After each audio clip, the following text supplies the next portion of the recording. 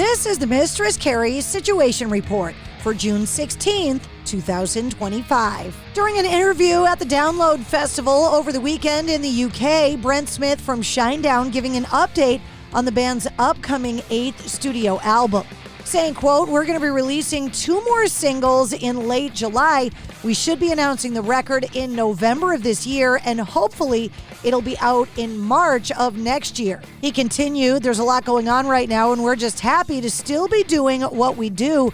But we've also said it pretty straightforward. We're proud of the last 20 years, and we're focused on the next 20 and beyond." Ozzy and Black Sabbath have got their big final show coming up on July 5th, happening in their hometown of Birmingham, England at Villa Park. There's also going to be a free-to-see exhibition celebrating Ozzy, along with some stuff from the original Black Sabbath lineup. It's called Working Class Hero, set to exhibit many of Ozzy's accolades like Grammys, MTV Awards, and his honors with both the Hollywood Walk of Fame and Birmingham Walk of Stars. There's also going to be some of Ozzy's platinum and gold records, which reflect the literal millions of albums that he's sold throughout his career. An outdoor Black Sabbath photography exhibit is also going to take place in Victoria Square, featuring archived photos of all 4 founding members of Black Sabbath, displays of their album artwork, and other fun little tidbits from their careers. Working Class Hero will be at the Birmingham Museum and Art Gallery from June 25th to September 28th, and the photo exhibit in Victoria Square is going to run for the same duration. You can go to backtothebeginning.com to buy your ticket for the live stream that starts at 10 a.m. Eastern on July 5th. Roger Daltrey from The Who has been recognized with a knighthood during King Charles's birthday honors over the weekend. Roger Daltrey saying, "It's a wonderful honor for me and especially for Teenage Cancer Trust. I accept this award not only for myself, but on behalf of all of those unsung heroes that have given their energy towards making the Teenage Cancer Trust the success that it has become." 9 Inch Nails returned to the stage in Dublin on Sunday for their first live performance in 3 years, launching the Peel It Back tour. 9 Inch Nails took the stage for a 20-song set spanning their entire catalog, performing on both a main stage and a B stage. The show was broken up into 3 acts, and the tour is coming to New England with one stop in Boston at the TD Garden on August 29th. U2 frontman Bono says he recently got a text from Noel Gallagher from Oasis saying that the band are sounding great ahead of their upcoming world reunion tour. Noel and his brother Liam put their years of estrangement and long-distance bickering aside when they announced their huge 2025 reunion, which kicks off next month in Wales. Rage Against the Machine guitarist Tom Morello is set to headline a benefit show in Los Angeles tonight to raise money for the Coalition for Humane Immigrant Rights. Be Real of Cypress Hill, Pussy Riot, K-Flay, the Neighborhood Kids, and a DJ set by Shepard Fairey are also set to perform, with some unannounced special guests hitting the stage later tonight. The show is set to take place at the Echoplex to raise hell and funds for the Coalition for Humane Immigrant Rights.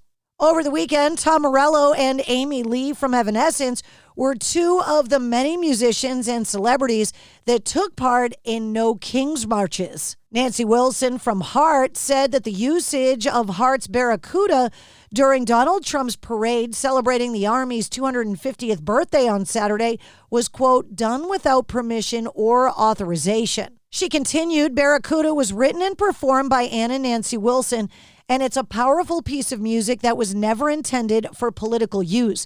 As daughters of U.S. Marine Corps Major, we hold deep and abiding respect for men and women who serve in our armed forces. On a day meant to honor that service, it's important that music used in such settings reflects not only the tone of the event, but also the wishes of the artists who created it." Dead Sea vocalist Elijah Blue Allman is reported to have had an overdose in Southern California over the weekend and is said to have subsequently been rushed to the hospital yesterday morning. Elijah Blue Allman has been openly battling with substance abuse, his mother Cher reaching a settlement last fall following a conservatorship dispute. Cher had set to restrict Elijah's access to annual trust fund payments established for him by his late father, Greg Allman of the Allman Brothers. Per the court filing, those payments amount to roughly $120,000 a year. Cher's initial petition for temporary conservatorship, filed in 2023, said that Elijah, quote, will immediately spend that on drugs, leaving Elijah with no assets to provide for himself and putting Elijah's life at risk. In follow-up court proceedings, he said that he had been clean and sober for 3 months. At this weekend's Download Festival, Matt Tuck from Bullet for My Valentine said that the band have spent the first half of 2025 celebrating the 20th anniversary of their debut album, The Poison, and are planning to go into the studio in August to put the finishing touches on their 8th studio album, tentatively due in 2026.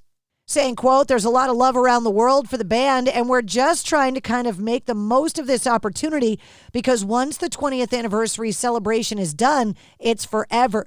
We're not going to do it again. We're not going to milk 25, 30, or none of that shit, he said. Metallica attended the world premiere of their documentary, Metallica Saved My Life, at the Tribeca Film Festival on Friday night, paying tribute to the band's fans who shared their stories with the film. James Hetfield saying Jim Brewer, who was opening up for us on our arena tour, was traveling around the world with us and talking to these fans and would go out and hear their stories. He said he came back and said, James, you've got to hear these freaking stories. They're unbelievable. Where these people came from, how they got here, how they got into the music, and why. So he inspired this movie. Kirk Hammett saying, I learned a lot. As James was saying, we're curious about our fans, and I learned so much from this film about them. It was really a special experience for me personally. And that's your sit rep. For more details on all of the stories, check the links in the show notes of this episode. And don't forget to like, comment, and subscribe to the Mistress Carrie Podcast. New full-length episodes come out every Wednesday. Episode 262, featuring Keith Wallen from Breaking Benjamin, is available now.